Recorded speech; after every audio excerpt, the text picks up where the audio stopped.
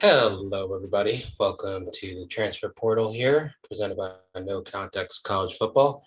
I'm Doug, and we have Brian here. We're both Georgia fans, as you can tell by our previous appearances on the pod. Brian, how are you doing today? I'm doing well, man. I'm a little cautiously nervous about this weekend. I haven't felt like this about any game before, even against Arkansas, but I'm honestly a little bit nervous. I know Auburn is always a tough matchup, regardless of record. So I'm a little nervous, but I feel good. How are you? I'm doing well, doing well. Like you said, you're cautiously optimistic. I'm just cautious, period. No matter what Auburn team we face, as long as it's an odd year and we're in that stadium, I am not confident. Even though we've won, read it off a few stats. We had 13 of the last 16, 8 of the last 10. For the most part, the games have been decided by double digits. But like I said, the three losses have stung a lot for various different reasons. Cam just running all over us the second half, and Nick Fairley. I hate him. I hate Nick Fairley. But you have that. Prayer Jordan Hare just bat the ball down, not up.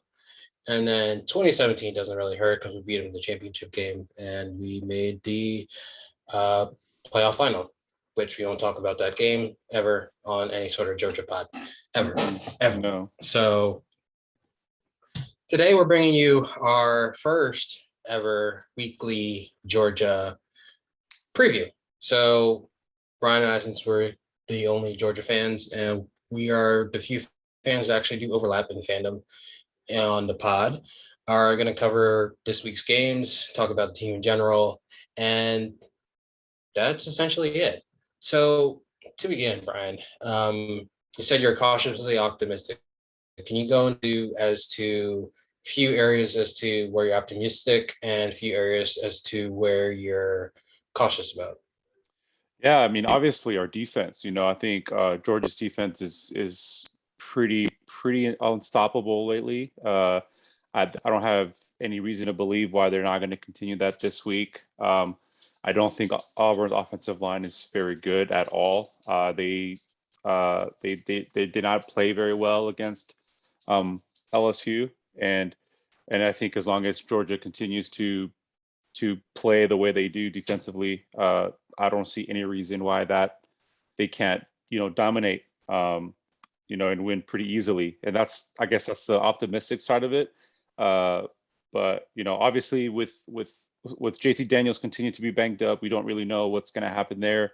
I think Stetson Bennett is definitely somebody that can go into the game. I talked about it in our review last week, or this week, I should say, about how he came in against Arkansas and just managed the game. He didn't do too much. He wasn't asked to do too much. He was able to manage the game, and he was able to succeed at that. But on the road at Jordan Hare, it's a little bit differently. The game is a little bit different. I don't think that you can necessarily do that against Auburn. I think you're going to have to score a little bit more or have a little bit more aggressiveness or explosiveness on offense. But and I don't know, it's just something about that place, something about Auburn playing at Jordan Hare, man. They're always you know, they're always have this magic to them where they always end up finding a way to win, regardless of what happens. And it's strange, and I don't know how they do it. They've done it. They did it last week, even though it was it was on the road against LSU. They always find that run that Bo Nix had where he was scrambling all over the place and just chucks it in the end zone to the tight end who happens to be Jake Fromm's brother. That was things like that always happen, and it seems that happens. It happens quite a bit, so that's what makes me nervous. I feel like some fluky play is going to happen, and we're going to end up losing that game. But hopefully, we're able to have a big enough lead where that doesn't become a factor. Yeah, no, like I agree that Auburn always finds a way to pull a rabbit out of a hat. That's one of the reasons why I'm worried. Another reason that I'm worried is because even though we've been dominant defensively, also don't think that we've been tested to the best of our capabilities I don't think Auburn will do so, but I do think that Bo Nix is probably the best chance of us getting tested, at least until Florida. Mainly because for the most part, he can run, even though he generally cannot throw a football, he somehow gets it into the hands of the receiver that it needs to be. Um, but like I'd say he was a lot healthier than KJ Jefferson was last week. Like Bo's pretty much perfectly healthy. Um, Same time though, it's like the one thing that Kirby's defense has struggled with in the past has been uh, quarterbacks that can run, that can necessarily not necessarily have to be like speed demons, but like can extend plays long enough to where either receiver can get open or they can just carry it for 10, 15 yards. We've seen it happen with Jalen Hurts the second time when he came off the bench SEC championship game. We've seen it with Tua because Tua could actually hit a receiver in a national title game. We've seen it with Joe Burrow, who was able to evade pressure for 20, 30 seconds before launching a deep ball in the SEC title game. We've seen that with various different uh, quarterbacks against Kirby's defenses. Do I think this? I do think that last week playing Arkansas helped us in that regard, but I do still worry because that's just a trend historically. We played Low Knicks well, but at the same time, this is a totally different Auburn team under a different coach. So I'll say this though, like Auburn for the most part has been struggling this year, both offensively and in general. So I do think that we should handle them better than we have in the past, but don't trust. And then offensively, at least for us, the main thing is that we don't necessarily have a singular go-to guy in anything, whether it was the pass game, the run game. Like it's a lot of by committee. Like we'll have favorites like McConkey, Brock Bowers, or in the run game it'll be Zamir White, or if you need a receiver out the background, it's gonna be James Cook because it's a dead giveaway a lot of the time. But like there's no dignified guy. Like the last few years out wide, it was Pickens. If we needed to run the last few years, it would be obviously one of the running backs, whether it be Chubb, Sony, it'd be DeAndre Swift, Holyfield. Like you'd have those guys who are the clear guys. They would take the bulk of the carries. This year, it's been a lot more. Okay, you get a carry, you get a carry. It's a lot more give and take, and I feel as if that the offense truly hasn't really gotten rhythm outside of Bowers and McConkey because those are the guys that have not only been healthy but have been able to take the most opportunity of the fact that everybody else hasn't been healthy. But like, I want to see us get into a groove, like have our key guys back get into a groove, and then we should be. If they do start to get in a groove today, on not today, but on Saturday, it should be quick work. So Yeah, I definitely agree with you 100%. I think, and we talk about this offense, right? So the offense we were promised at the beginning of the season, or even back in the spring, is not the offense that is out there at the moment. We were promised JT Daniels, George Pickens, Arian Smith, Arik Gilbert, Darnell Washington, those Dominic Blaylock obviously has been hurt. He hasn't seen the field in a couple years. So that those key guys, those very talented offensive weapons are not available, and that even puts a lot more pressure on the defense. And you mentioned those guys like Ladd McConkey, and honestly, I think Georgia is extremely blessed, and they have Brock Bowers, show out like he has been. I think that he's been a huge part of the offense. He's definitely showing flashes of greatness. I think he's definitely has the ability to possibly be. And Florida fans hate this, but who cares what Florida fans say? Wait, when you compare Brock Bowers to Kyle Pitts, and it's extremely early to compare them, career wise. But he's shown those flashes. He can run. You can play him out wide. You can play him down on tight end. You can even do a handoff sweep with him, and he'll score. He's definitely showing uh, what what the tight end group is capable of, and I think it shows how this offense has developed. And a lot of credit to Todd Monken, who's able to turn this, regardless of who's out there, we're still scoring 40 points a game. I know we haven't played the greatest teams, UAB, Vanderbilt, the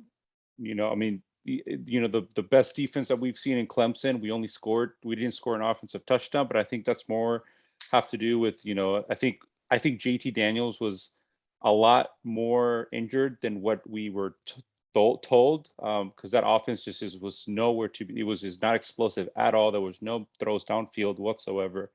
So, it's definitely Todd Monken, what he's been able to kind of, pick and pull and kind of get the bargain bin, just pick and pulling from out of there and putting an offense together that's been able to complement that defense has been incredible. And I think that's kind of we talk about this Georgia defense and we continue talking about Georgia's defense, and that's what's been carrying them. Their defense. But it's not like they're winning these games 14-0 or 21-3 or 17-0. They're winning. We saw last week 37-0, 63-0. I mean, you want to talk about the win against Vanderbilt and say, well, it's Vanderbilt, right? But scoring 63 points on anybody, and that was generous, man. We could have run up this. We could have at least scored. We could have easily scored 100 points on Vanderbilt. Easily. No, we took our foot off the pedal halfway through the first. Like, that's insane that we scored 62 like that easily. Yeah, no, it was too easy. Sometimes it was definitely too easy that first quarter. So, and that's what's kind of driving the rest of the season is this offense continuing to be better. I think I saw that Arian Smith is coming back this week. I think Dominic Blaylock is close to coming back as well.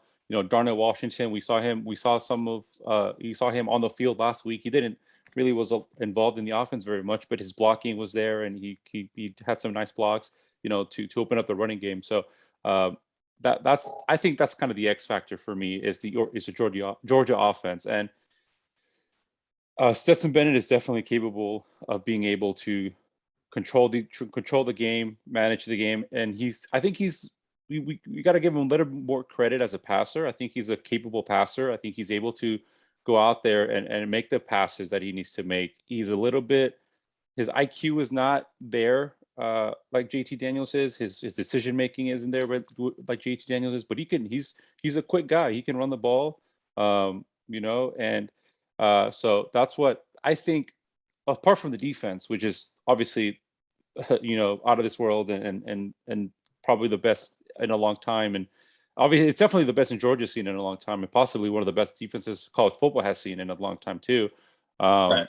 There isn't a lot of holes in that defense, but the offense has a lot of there's a lot to be seen, and it's not even close to being 100%. So I think if Georgia can go out there this weekend, and it's something that they've done all season long, and I think they're one of 3 teams who would not trail all season. If they can go out there and take the lead early, I think they've scored a first possession touchdown every week besides the opening game against Clemson. They've scored an opening possession touchdown every time, and they've been up. They get the ball first and they score, and just like that, they're up 7-0, and then you give that defense a 7-point, 14-point cushion.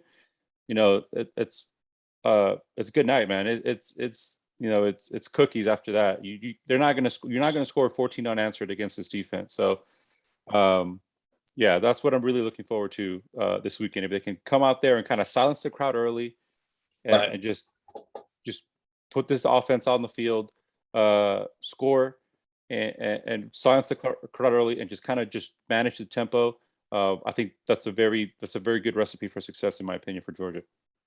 Yeah, no, I agree with a lot of what you said. Like, the one thing that you really pointed out was how Monken was able to adapt with all these missing pieces, and then being able to replace them with the likes of A.D. Mitchell, like Bowers, McConkey, get Fitzpatrick a little bit more involved, nursing Jermaine Burton back to full speed.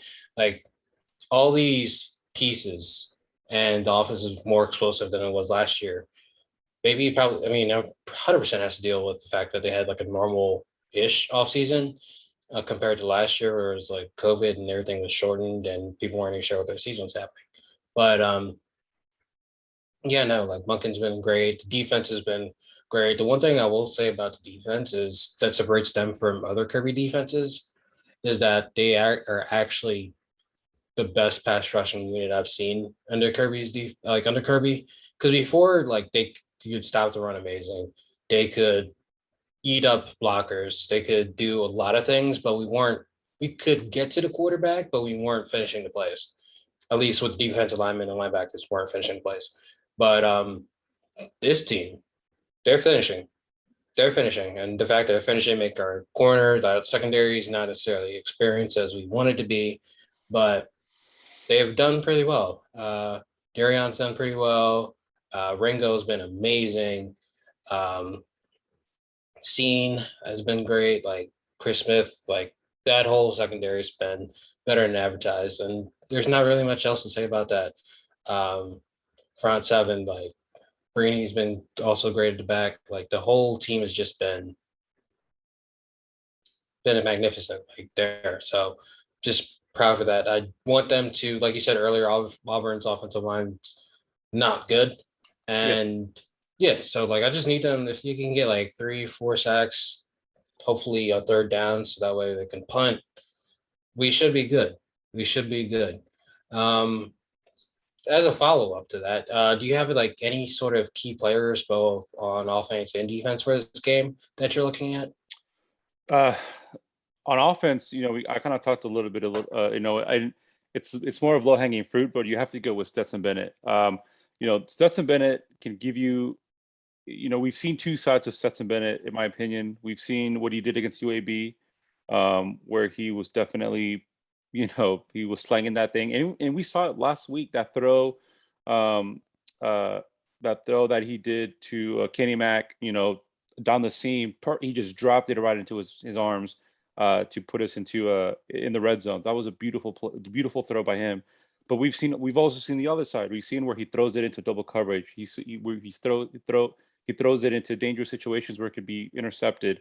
And so we kind of need to see what kind of Stetson Bennett we're going to get. And you know, is Kirby putting too much trust on Stetson? And I don't think he is. I think Stetson is very capable of being, that guy to lead this team and survive. And I don't want to even say survive. I think he deserves a lot more credit to just say, go out there and don't turn the ball over, right? I think if Auburn can get defensive points, I think that's it's going to take them. It's going to take them for kind of to be a little bit to have a decent chance of winning is defensive points. He's getting a pick six or maybe a fumble return or something like that. Um, you know, you're not going to score on this defense, so you might as well score with your defense. So I think Stetson Bennett is definitely the offensive X factor. What kind of Stetson are we going to get? Is he going to be able to make the throws when he needs to? He is a very good runner. He can extend plays, but I do think sometimes it can also be a dangerous thing because when he extends plays, he tends to just throw it to somebody. And I honestly would rather just have him take the sack than throw an interceptable ball. But I think that he's going to be, if we get Stetson Bennett, who doesn't crumble under pressure, and we saw what he did last year against his first start ever against a top 10 Auburn team who ended up not being all that great last year, but it was still a top 10 Auburn team last year. He was able to go out there and win. Under the lights in Athens, that was very, very, cool to see. And now we've kind of come full circle. Now he's back again on the road this time. Not as good. It's not a top 10 matchup. He definitely has a lot of chips, to play with. But I'm very interested to see how he answers the call. How does he, respond to, he's been doubted. People don't really. I know it's all over Twitter. Whenever they see JT Daniels is not going to start, he kind of just like, oh no, it's Bennett. He's a turnover machine. So that's what I'm looking forward to on offense. On defense, it's more of the secondary. I know you alluded to the secondary.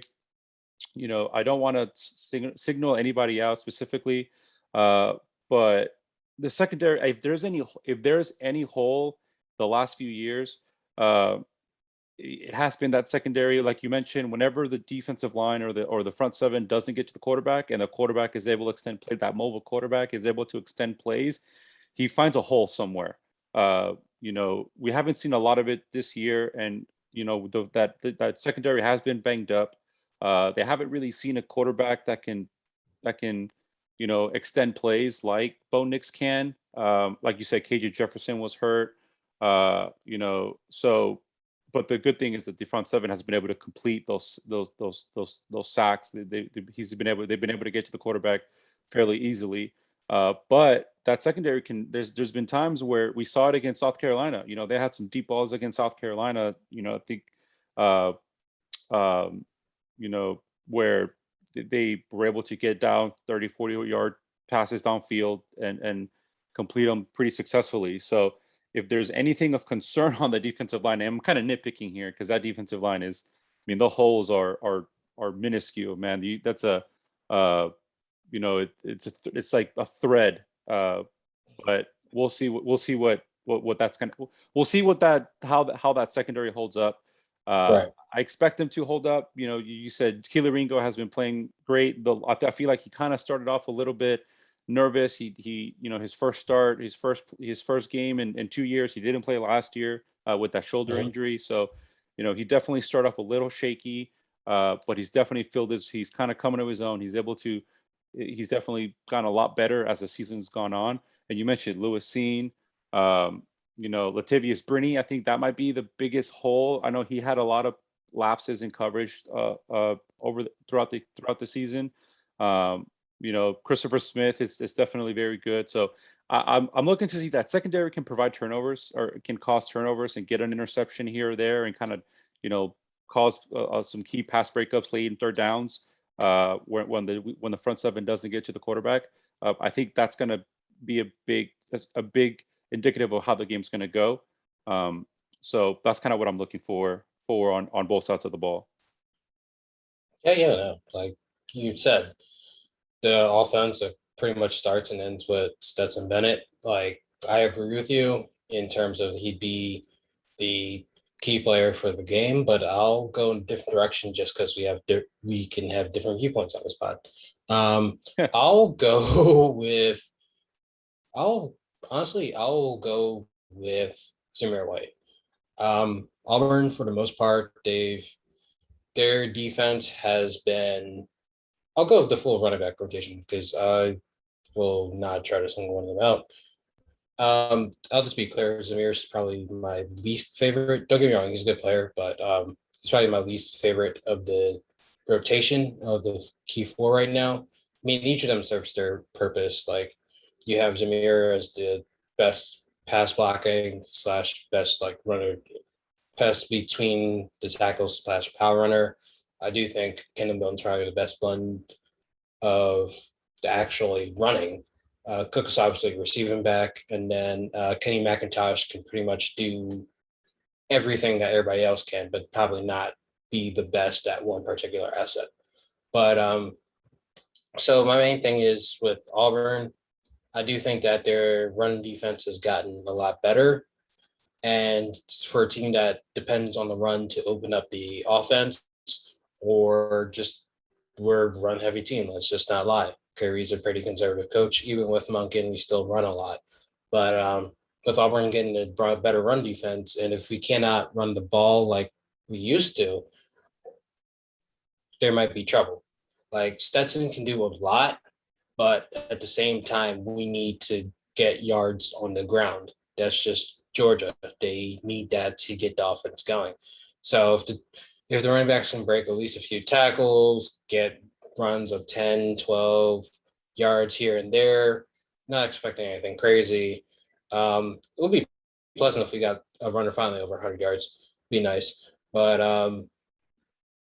in the end, I just need them to show up, take advantage. Not take advantage because I said earlier, Auburn run defense is good, but I need them to actually be better. I think it can be better. I just need them to be better.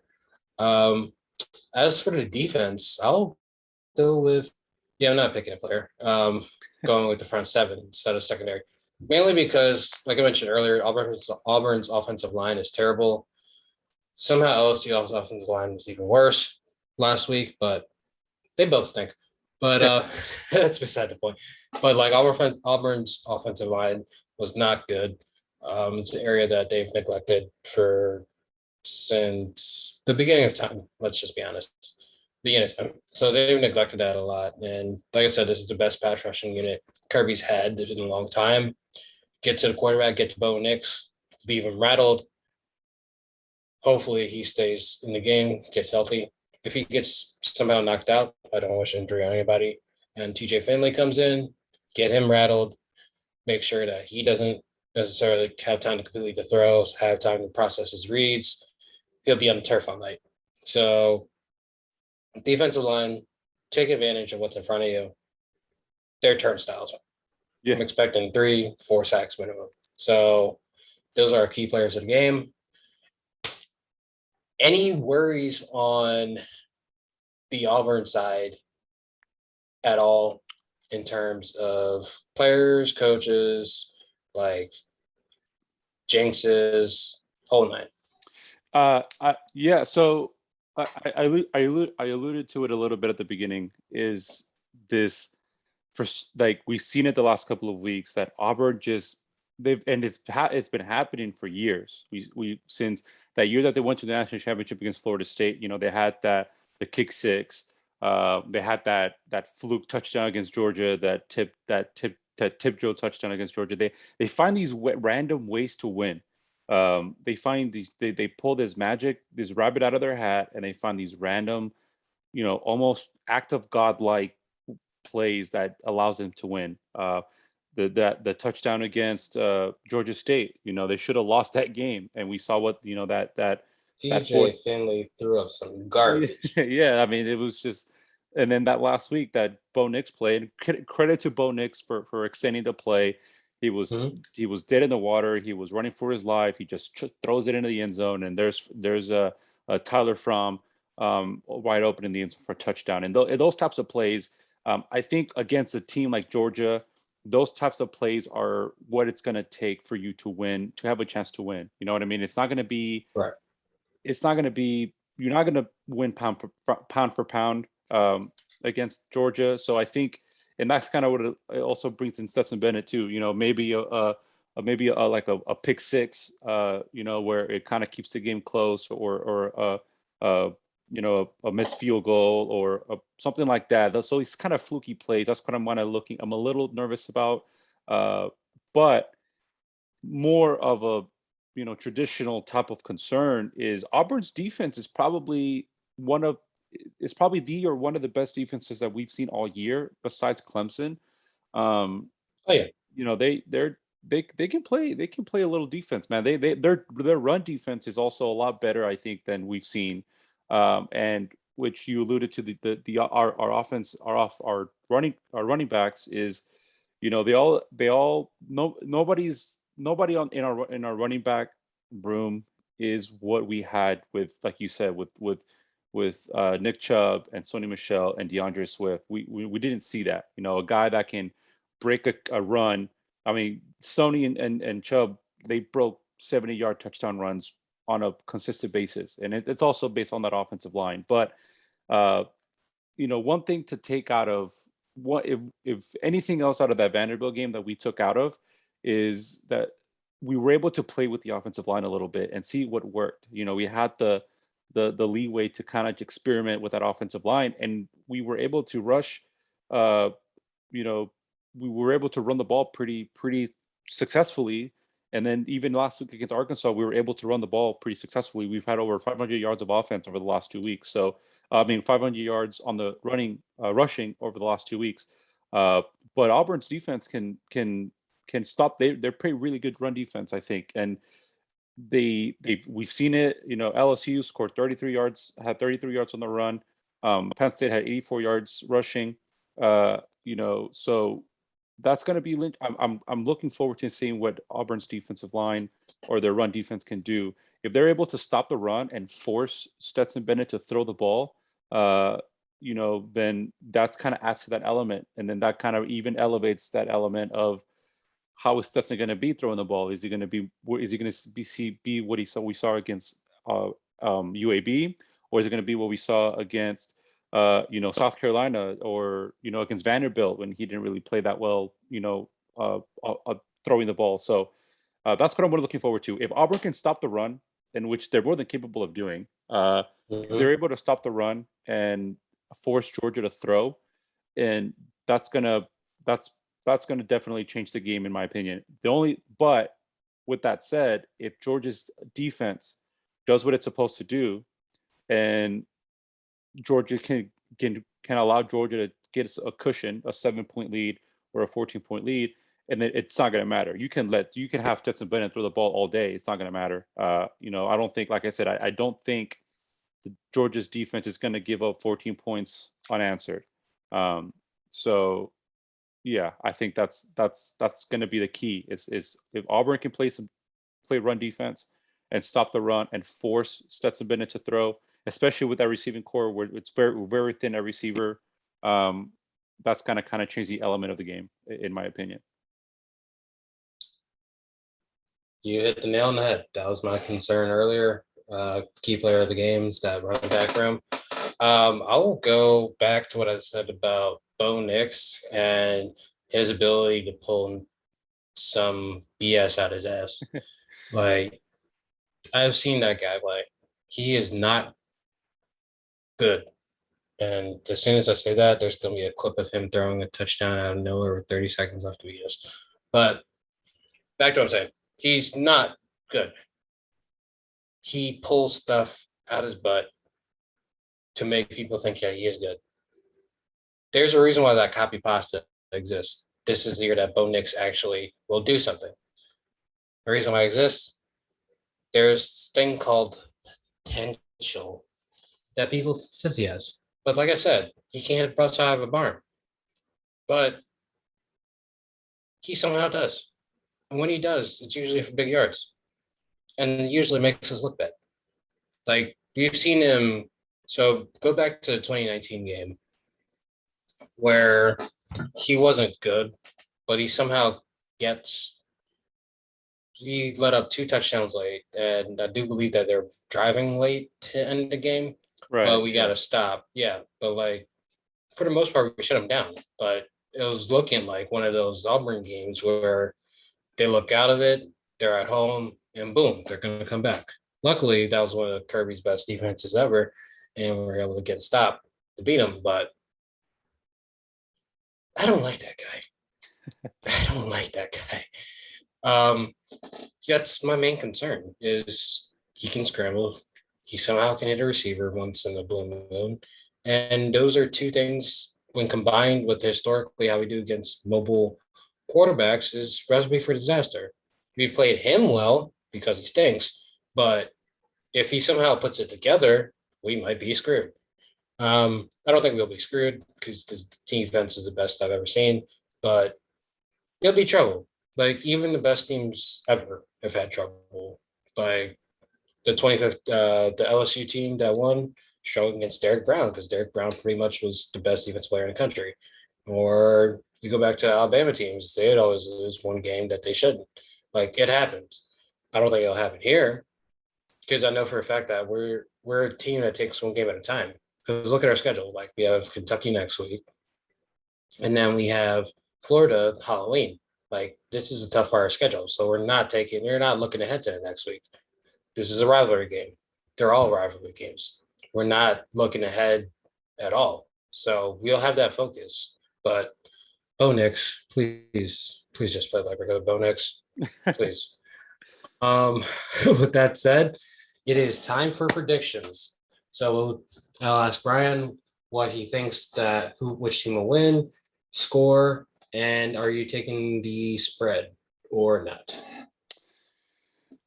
So I've been like I said, I'm trying not to get too excited about this team because I just know I am a Georgia sports fan, and Georgia sports just finds a way to screw it up some way or another. It never works out the way it should. So I always circled this game, and that's why I'm a little bit more nervous than usual because I'm always like, man, you know what, this is perfect recipe for us to lose and get knocked out and just kind of punt, go from there. But I'm not going to do that. I'm going to stay confident. I think Georgia wins 32-17. No. 35-13. I do think they do. I do think they do cover. They spread. The line is 15.5. The over under is 47. I think Georgia could get 47 on their own if they really wanted to. But I don't. I'm gonna go with 35-13. I think we'll have a defensive score. I think we'll have a pick six or a fumble return touchdown. And then I think that the offense will be able to get some points on the board. So I'm going to say 35-13. I don't think we give up. I don't think we're going to give up many points. Maybe a touchdown late when it's already said and done. But I do think we cover. I do think they beat the spread. But I'm going to go with 35-13 Georgia. I agree with you. I do think that will cover. 15.5 is pretty easy. I think that Georgia will win 38-7. I'm being nice by giving Auburn a touchdown. If it was Florida, I would give them 0 because I hate them even worse. But 38-7, I think, is fair. For the most part, Auburn has given up points, whether it's Georgia State, LSU, Penn State. So us getting points, I'm not necessarily worried about in the sense. So the over is going to hit easily. And then, what did I say? 38-7? Sorry, make that 41-7 because I said the over is going to hit. So I apologize. So in terms of spread, we're going to cover that. And Georgia's going to win because if we're both Georgia fans and we're not going to pick against our team ever, unless it's a really bad year, like I'm talking about like 2009, 2010, actually no, 2010 and 2011. No. Yeah, the year that we went to the Independence Bowl and then the year that we went to the Liberty Bowl against UCF. We don't talk about those years. Dark times. No, Dark we times. don't. Yeah. No. So, but other than that, it's been pretty good. Heartbreaking, painful, but for the most part, end up always either decent bowl, great bowl. So, yeah. So that is it from me. Do you have any last minute clips, bro? The only thing that I would say, and I alluded to it at the review podcast on Monday, is we have a chance. Georgia has a chance, and these 4-week period between Arkansas and Florida, where you have Arkansas ranked number 8. You have Auburn on the road. They're ranked number 22, I think, and then you got Kentucky ranked 16, and then you got Florida, who's ranked. I forgot what they were ranked, 20 something. I think they're 20th. Florida Slant, yeah. 4 ranked teams. Depending on, I mean, obviously a lot can happen between Kentucky and Florida the next couple of weeks, but you have potentially four ranked teams, 2 of them, one of them on the road, one of them on a neutral site, and 2 at home. That week, if Georgia gets out of this unscathed and pretty easily, I think you're looking at the number of the best team in the country. I think you kind of have to put up number 1 at that point. So I don't think that's being talked about in the locker room. I don't think it's something they should be talking about in the locker room. And like you mentioned, it's one game at a time. And I think Kirby has his team dialed in and with that mindset. But I would be looking at that schedule and saying, if we can beat these teams and we can beat them easily and we can continue doing what we do and get out of the Florida game with the perfect record and pretty easy convincing wins, I think you just have to put up number 1. You have to. They talked about how Georgia had they have a really easy schedule, and that would be their five ranked teams in 7 weeks. So yeah, we'll definitely see what happens, but that's going to be something to look at for sure. Agreed. Like I said, I'm looking at the schedule. Like, if we can make it through October unscathed, November we can make it through the regular season 12-0. But like I said, it's one game at a time. And who knows? Kentucky faces LSU this week. Florida has Vandy and LSU before they face us again. So those wins, potential wins, like I said, 1 week at a time. can look better or worse. But like you said, if they do run the gauntlet and everything goes well for those teams in those games, then there's no reason to not put us number one. But I'd rather be number two. You know why? Why? Because bigger chip on the shoulder. Yeah, that's true. Although one makes it easier because where things are going, we most likely will face Cincinnati. And there's a lot of game tape on both teams, but it's probably the best Georgia team I've seen since honestly 2012, because I think 2012 was better than 2017. But same time, it's even though one is easier matchup, two just puts that bigger chip on the back. And also would motivate Alabama. Don't want to motivate Alabama. Nope. No. Do not need that in my life. Do not need that in my life.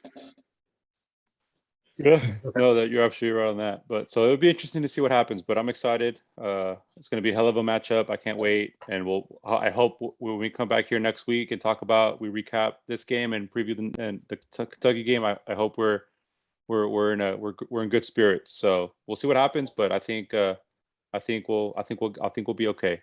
I think we'll be okay. We shall be okay. And if we lose, this is the first and only UGA pod that we will be doing. Yeah, we're not doing that again. It'll be clear bad luck. And we are very superstitious people. So. Well, we can do one more so we can rant about it. And then we won't do it again.